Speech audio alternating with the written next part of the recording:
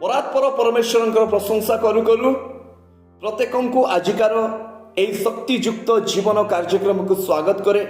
ଖ୍ରୀଷ୍ଟ ପ୍ରେମର ଅଭିନନ୍ଦନ ପ୍ରେଜ୍ ଦ ଲର୍ଡ ଜ୍ଞାପନ କରେ।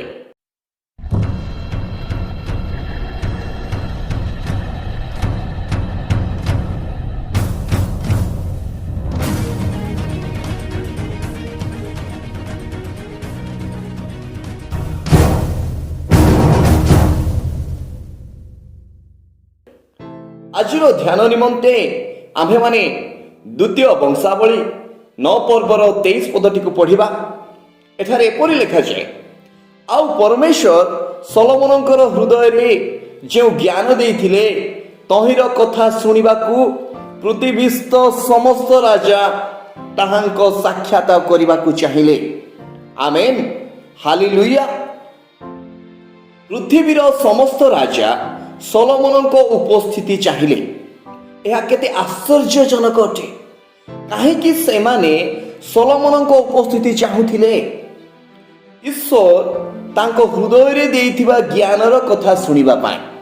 କାରଣ ଐଶ୍ୱର୍ଯ୍ୟରେ ଓ ଜ୍ଞାନରେ ସେ ପୃଥିବୀର ସମସ୍ତ ରାଜାଙ୍କ ଅପେକ୍ଷା ମହାନ ଥିଲେ। ରାଜା ସଲୋମନ 3000 ହିତୋପଦେଶ ଏବଂ 1005ଟି ଗୀତ ଲେଖିଥିଲେ। ପ୍ରିୟତମା ବିଷୟକ କାବ୍ୟ, ପରମ ଗୀତ ଏବଂ ଅସାର ଜୀବନ ବିଷୟକୁ ନେଇ ଉପଦେଶକ ପୁସ୍ତକ ସେ ଲେଖିଥିଲେ। ତାଙ୍କୁ ଭେଟିବାକୁ ଆସିଥିବା ଶିବା ଦେଶର ରାଣୀଙ୍କୁ ସେ ତାଙ୍କର ସମସ୍ତ ପ୍ରଶ୍ନର ଉତ୍ତର ଦେଇଥିଲେ। ସେହି ରାଣୀ କହିଥିଲେ, ଆପଣଙ୍କ ଜ୍ଞାନର ଅର୍ଦ୍ଧେକ ମହାତ୍ମ୍ୟ ଆମ୍ଭକୁ କୁହାଯାଇ ନଥିଲା। ଯଦି ସଲୋମନଙ୍କର ଏତେ ଜ୍ଞାନ ଥିଲା, ତେବେ ଯିଏ ସଲୋମନଙ୍କୁ ଏପରି ଜ୍ଞାନ ଦେଇଥିଲେ ସେହି ଈଶ୍ୱରଙ୍କ ଜ୍ଞାନ କେତେ ମହାନ ଥିବ। ନିଶ୍ଚିତ ଭାବରେ ସେ ସଲୋମନଙ୍କ ଠାରୁ ମହାନ ଅଟନ୍ତି। ତେବେ ଆମର ଏହି ମହାନ ତଥା ଜ୍ଞାନୀ ଈଶ୍ୱରଙ୍କ ଜ୍ଞାନ ଆଗରେ ଆମର ସମସ୍ୟା ଗୁଡ଼ିକର ଓଜନ କେତେ?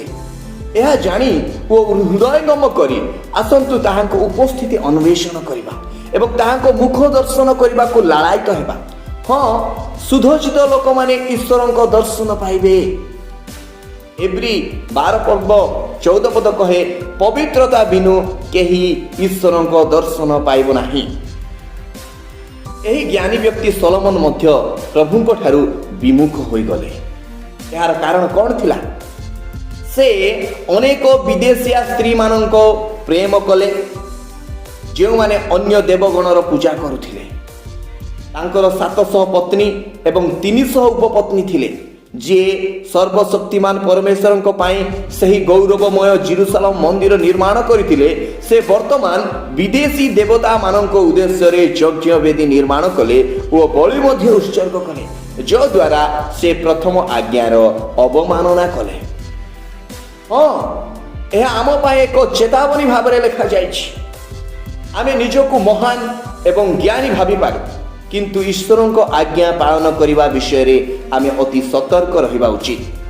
ଆମର ପରମେଶ୍ୱର ସଲୋମନଙ୍କ ଠାରୁ ମହାନ ଅଟନ୍ତି।